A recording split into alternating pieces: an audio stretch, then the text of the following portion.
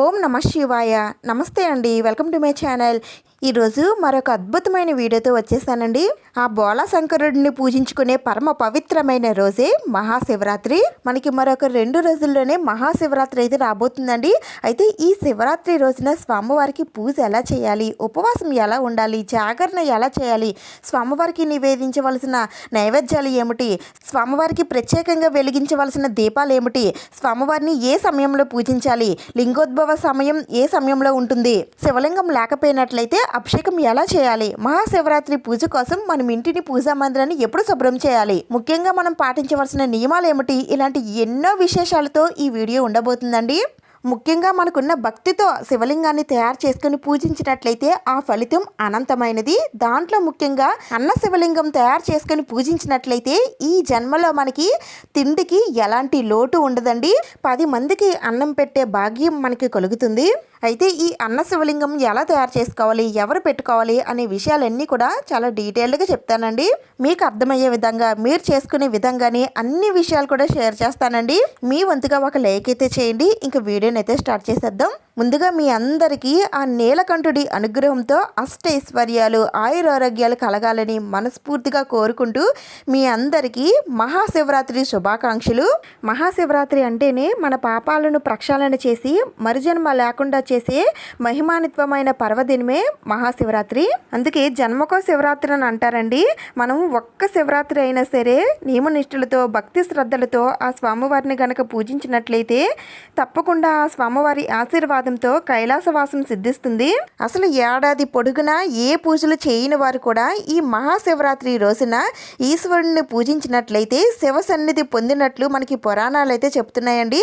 ఆఖరికి పాపాత్ములు కూడా శివరాత్రి రోజున అనుకోకుండా నియమాలు పాటించినా సరే ముక్తి లభిస్తుందని అంటారు. అయితే ఇంతటి విశేషమైనటువంటి ఈ మహాశివరాత్రి ప్రత్యేకత ఏమిటి, ఏ రోజు వచ్చిందని అంటే సాక్షాత్తు ఆ పరమశివుడే లింగ రూపంలో ఆవిర్భవించిన రోజే మహాశివరాత్రి. మాఘమాసంలో కృష్ణపక్షంలో చతుర్దశి తిథి రోజున రాత్రి సమయంలో శివుడు లింగ రూపంలో ఆవిర్భవించారు. అందుకని దీన్ని మహాశివరాత్రి అని అంటారు. అయితే 2026 సంవత్సరంలో ఫిబ్రవరి 15వ తేదీన ఆదివారం చతుర్దశి తిథితో మహాశివరాత్రి అయితే రాబోతుందండి. ఈ రోజుకి ఇంకొక ప్రత్యేకత కూడా ఉంది. అదేంటంటే మాఘపు ఆదివారం అండి. ఈ రోజు సూర్య భగవాను కూడా పూజిస్తాము. అయితే మహాశివరాత్రి పూజ కోసం మనం ఇంటిని, పూజా మందిరాన్ని ఎప్పుడు శుభ్రం చేయాలని అంటే మనకి మహాశివరాత్రి ఆదివారం వచ్చింది కాబట్టి దానికన్నా ముందుగానే మీరు ఇంటిని శుభ్రం చేసుకొని పెట్టేసుకోండి. దానికన్నా ముందు రోజు మనకి శనివారం అయితే రాబోతుందండి. ఫిబ్రవరి 14వ తేదీనే మీరు ఇంటిని, పూజా మందిరాన్ని అంతటిని కూడా క్లీన్ చేసుకొని పెట్టేసుకుంటే 15వ తేదీన ఆ స్వామివారిని ప్రశాంతంగా పూజించుకోవచ్చు. పూజ కోసం కావలసిన వస్తువులన్నీ కూడా ముందుగానే తెచ్చి పెట్టేసుకోండి. అయితే ఇక్కడ నేను పూజలో ఏ వస్తువులు పెడుతున్నానో చూస్తే మీకు తెలుస్తుంది. దాన్ని బట్టి మీ శక్తి కొలది వస్తువులు అనేవి తెచ్చుకోవచ్చండి. అయితే నేను ఇక్కడ పూజలో పెట్టిన వస్తువులన్నీ కూడా మీరు కూడా తప్పనిసరిగా పెట్టే తీరాలని అయితే నేను చెప్పనండి. మీ శక్తి సామర్థ్యాల బట్టే పూజ అనేది చేసుకోవచ్చు. ఇలానే చేయాలని ఏమీ లేదు. వస్తువులు ఉన్నవారికి, లేని వారికి అందరికీ కూడా ఎలా చేసుకోవాలో చెప్తాను. ముందుగా అయితే ఇలా శివుడు, పార్వతి ఉన్నటువంటి ఫోటోని అయితే తీసుకోవాలండి.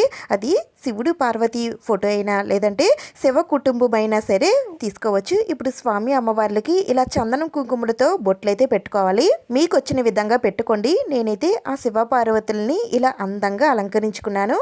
అలాగే పూజలో పెట్టుకోవడం కోసం కూడా ఒక బనానా ట్రీస్ అయితే తీసుకున్నానండి. ఇవైతే చాలా బాగున్నాయండి. మంచి గ్రీన్ కలర్లో వచ్చాయి.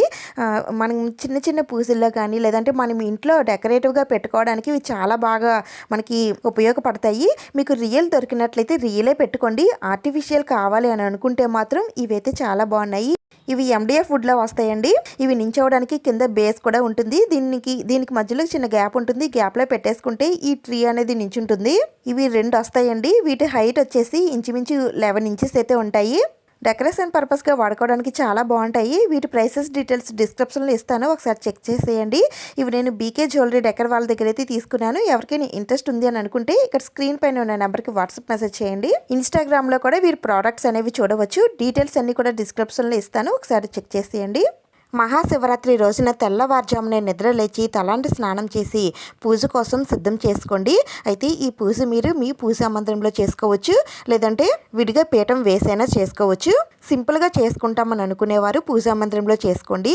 లేదంటే ఈ జన్మలో ఒక్కసారైనా సరే అన్ని నియమాలు పాటిస్తూ భక్తి శ్రద్ధలతో పూజ చేసుకుంటామని అనుకునేవారు పూజా పీఠాన్ని ఏర్పాటు చేసుకొని పూజనైతే చేసుకోండి. అయితే పూజా పీఠాన్ని ఏర్పాటు చేసుకోవడానికి ముందుగానే పూజా పీఠం వేసే చోట గోమయంతో కానీ గంగాజలంతో కానీ అలికి పద్మ ముగ్గులు అవి వేసుకొని దానిపైన పీఠం పెట్టుకొని పీఠం పైన ఆ స్వామివారికి ఎంత ఇష్టమైన తెలుపు కలర్ క్లాత్ ఏమైనా ఉంటే వేసుకోండి, లేదంటే ఉతికిన క్లాతులు ఏవైనా సరే వేసుకోవచ్చు.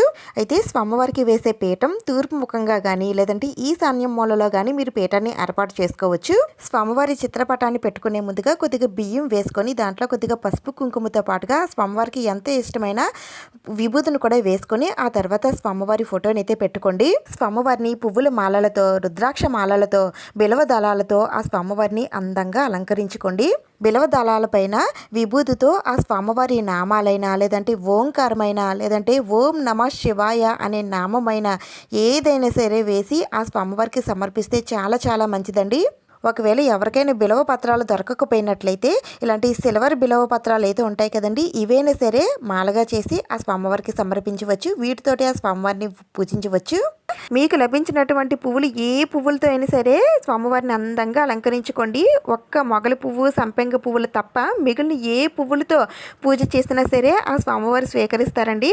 అయితే ఆ స్వామివారికి ఎంత ఇష్టమైనవి పారిజాతాలు, శంఖం పువ్వులు, తెల్ల జిల్లేడు పువ్వులు, నాగమల్లి పువ్వులు, గన్నేరు పువ్వులు ఇలాంటి పువ్వులు ఏవైనా దొరికినట్లయితే తప్పనిసరిగా స్వామివారికి అలంకరింపజేయండి. ఇంకా పూజలో వినాయకుడిని కూడా తప్పనిసరిగా పెట్టుకోవాలండి. ఇలా విగ్రహం ఉంటే విగ్రహం పెట్టుకోవచ్చు, లేదంటే పసుపు వినాయకుడిని పెట్టుకోవచ్చు, లేదంటే మీ దగ్గర ఏదైనా ఫోటో ఉన్నట్లయితే ఆ ఫోటోను కూడా పెట్టుకోవచ్చు. ఈ మహాశివరాత్రి రోజునే ఆ పరమశివుడు జ్యోతిర్లింగ రూపంలో ఆవిర్భవించాడని మనకి పురాణాలు చెబుతున్నాయండి. అంటే ఆ శివయ్య లింగ రూపంలో ఆవిర్భవించిన రోజే మహాశివరాత్రి. ఒకరోజు బ్రహ్మదేవుడికి విష్ణుమూర్తికి తమలో తామే గొప్పని వాగ్వాదం జరుగుతుంటే వారి మధ్య తగాదా తీర్చేందుకే ఆ శివయ్య ఒక స్తంభ రూపంలో ఆవిర్భవించారు. ఆ రోజే శివరాత్రి. అర్ధరాత్రి 12 గంటలకు ఈశ్వరుడు లింగ రూపంలో ఆవిర్భవించి ఈ లోకానికి తనకి అభిషేకం చేసే ఎంతో దివ్యమైన అవకాశాన్ని కల్పించారు. ఈ శివరాత్రి రోజునే ఆ శివపార్వతుల కళ్యాణం కూడా జరిగిందని ఒక కథనం కూడా ఉందండి. కొన్ని ఆలయాల్లో ఈ రోజు శివపార్వతుల కళ్యాణం కూడా జరిపిస్తారు. ఇంకా ఇక్కడ నేను నా దగ్గర ఉన్న శివలింగం అయితే ఇలా పూజలో పెట్టుకున్నానండి. అలాగే ఉసిరి దీపాలు కూడా పెట్టుకుంటున్నాను. నాకు ఈ ఉసిరికాయలు కూడా దొరికాయండి, అందుకని నేను ఈ ఉసిరికాయలు కూడా తెచ్చుకున్నాను. మీరు కూడా పెట్టుకోవాలనుకుంటే పెట్టుకోవచ్చు, లేదంటే మామూలు దీపపు కుందుల్లో అయినా సరే దీపారాధన చేసుకోవచ్చు. అయితే ఈ ఉసిరికాయ దీపాలు అనేవి ఎక్కువసేపు ఉండవు కాబట్టి అందుకని స్వామివారికి అభిషేకం చేసుకునేంత వరకు అయినా సరే వెలుగుతూ ఉండాలనే ఉద్దేశంతో ఈ విధంగా పెట్టుకున్నానండి.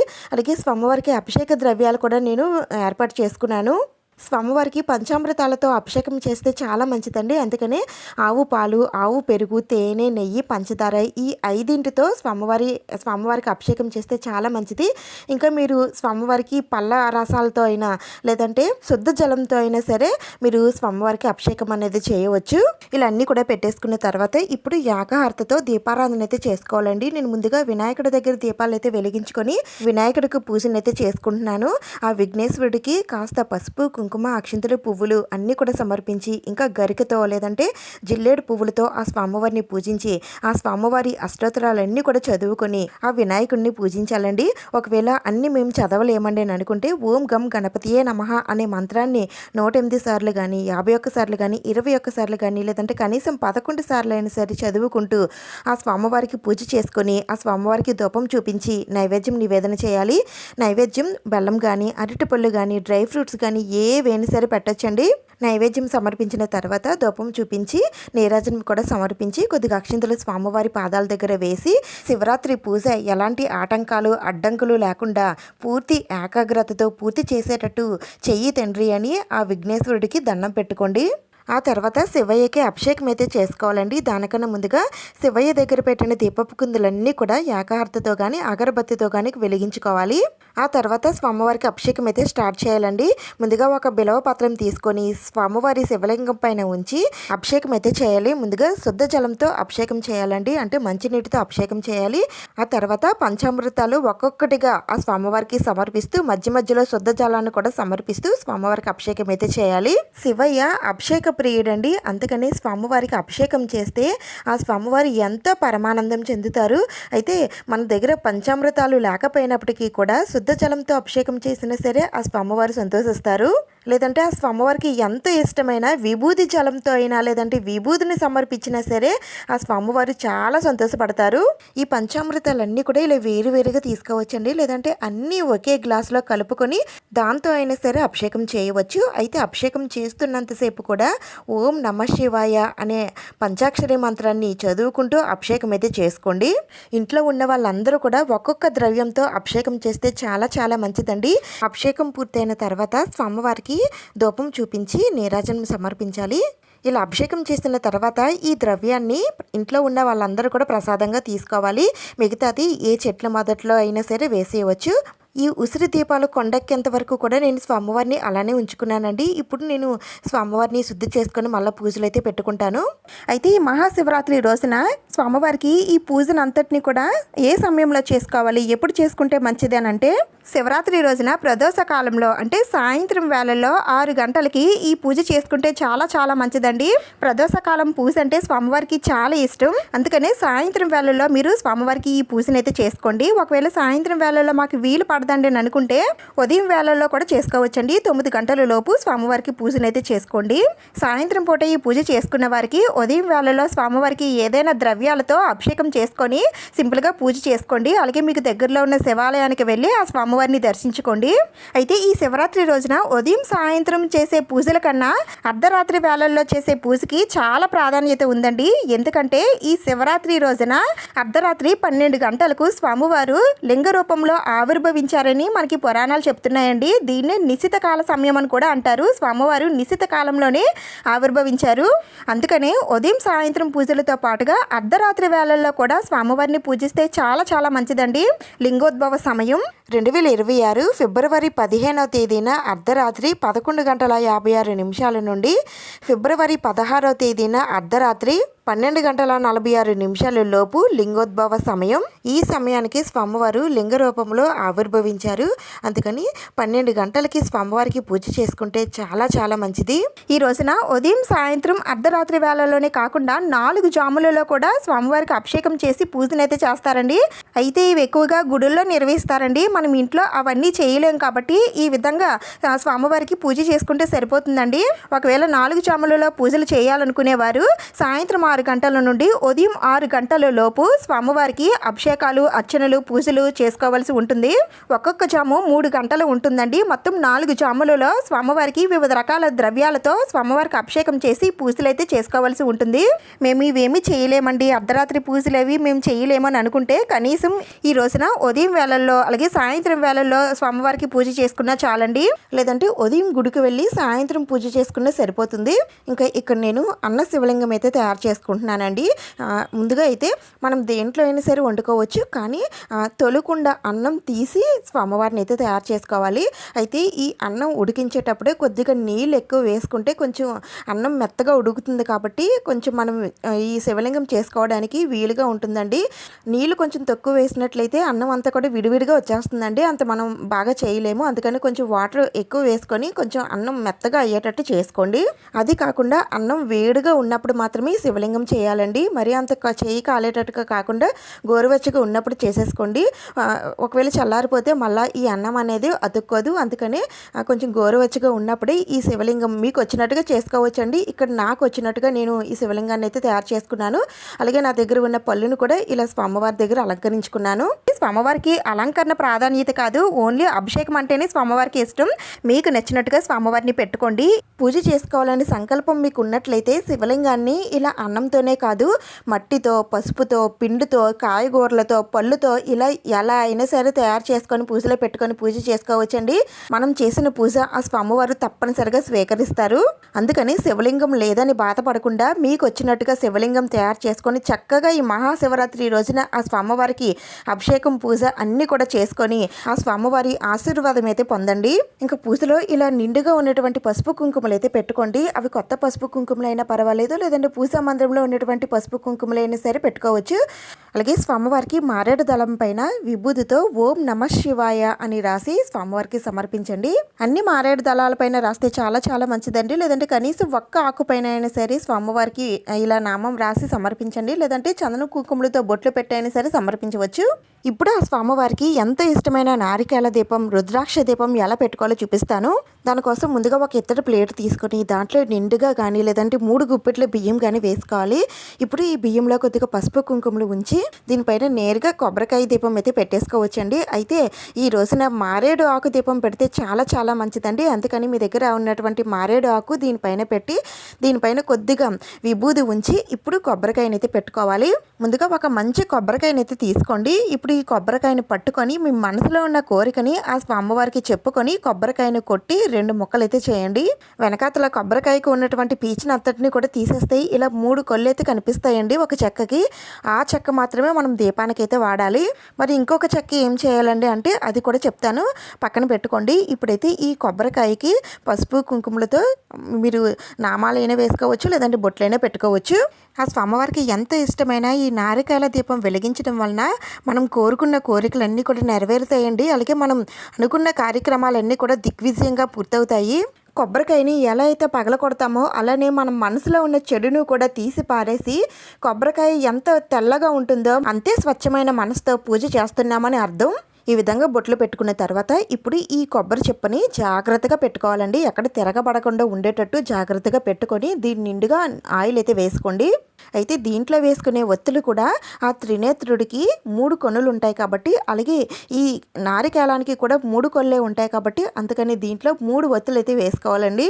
అంటే 3 జ్యోతులు వెలిగేటట్టు పెట్టుకోవాలి. ఒక్కొక్క జ్యోతిలో 2 ఒత్తులు చొప్పున మొత్తం 6 ఒత్తులు అయితే తీసుకోవాలండి. అయితే ఇక్కడ 3 జ్యోతులు విడివిడిగా పెట్టినట్లయితే ఈ కొబ్బరి చెప్ప కాలిపోతుందండి. అందుకని నేను మొత్తం 6 ఒత్తులు కూడా ఈ విధంగా ఒక ఈ హోల్డర్లో పెట్టేసుకొని మధ్యలో అయితే పెట్టేసుకుంటున్నాను. ఈ విధంగా కూడా పెట్టుకోవచ్చు. మీకు ఎలా వీలవుతుందో ఆ విధంగా పెట్టుకోండి.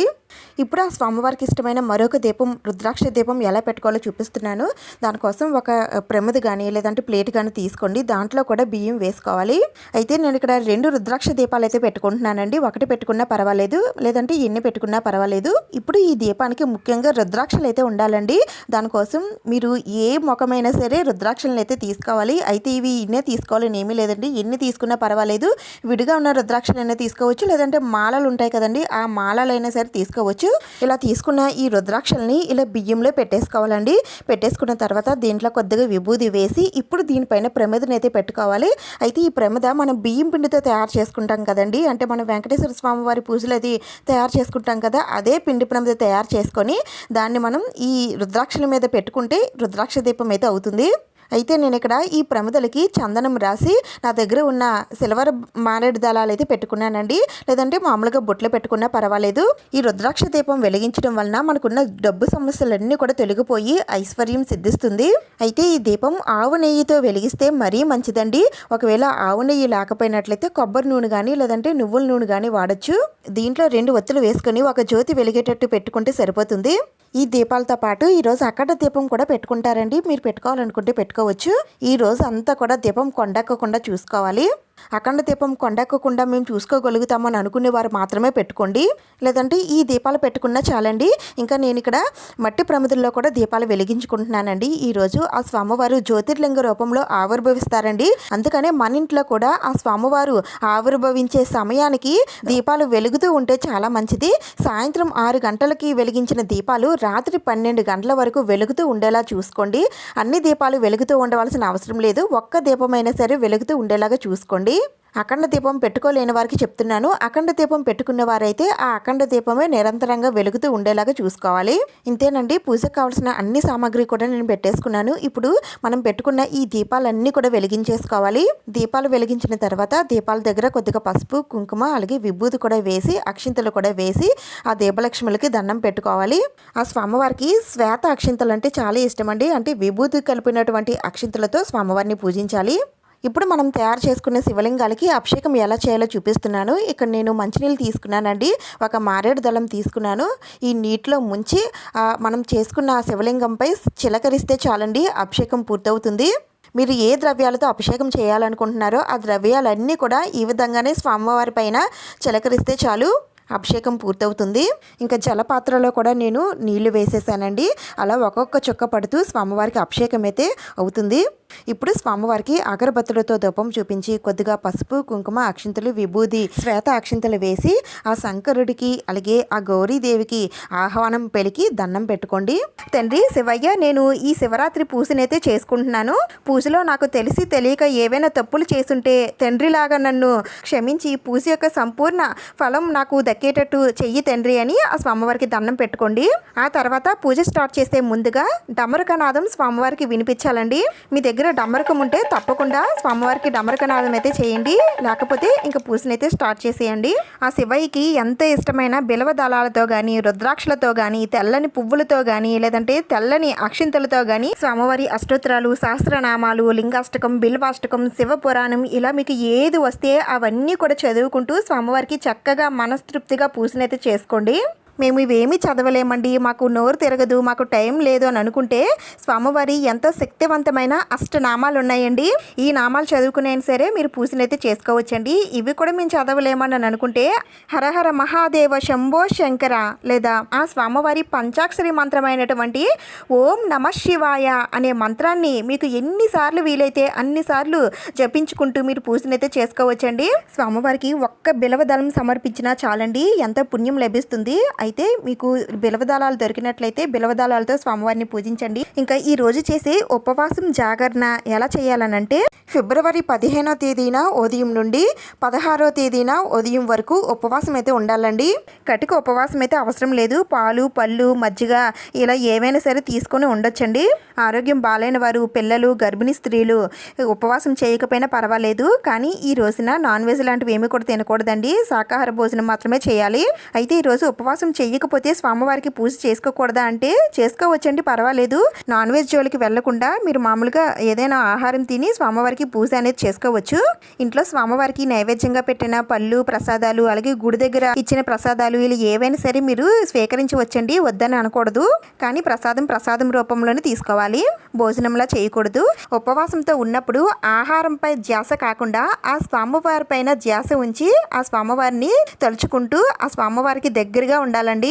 ఇలా రోజు అంతా కూడా ఉపవాసం ఉన్న తర్వాత నెక్స్ట్ డే మనకి 16వ తేదీన సోమవారం వచ్చిందండి. ఈ సోమవారం రోజున కూడా ఉదయం వేళల్లో మళ్ళీ స్వామివారికి దీపారాధన చేసుకొని లఘువుగా పూజనైతే చేసుకోండి. ఆ తర్వాత గుడికి వెళ్ళి ఆ స్వామివారిని దర్శించుకొని అక్కడున్న పంతులు గారికి స్వయం పాక దానాలు అవి చేయాలి అనుకుంటే చేసి ఇంటికి వచ్చిన తర్వాత మహాప్రసాదం వండి స్వామివారికి నైవేద్యంగా పెట్టాలండి. అంటే అన్నం, కూర, పప్పు ఇవన్నీ కూడా ఇంకా ఏవైనా నైవేద్యాలు, ప్రసాదాలు అవన్నీ కూడా చేసి పెట్టాలి అనుకుంటే స్వామివారికి పెట్టి ఆ తర్వాత ఎవరికైనా సరే పేదవారికి భోజనం పెట్టి ఆ తర్వాత మీరు ఉపవాస దీక్ష అని విరమించి మీరు భోజనం అయితే చేయించండి.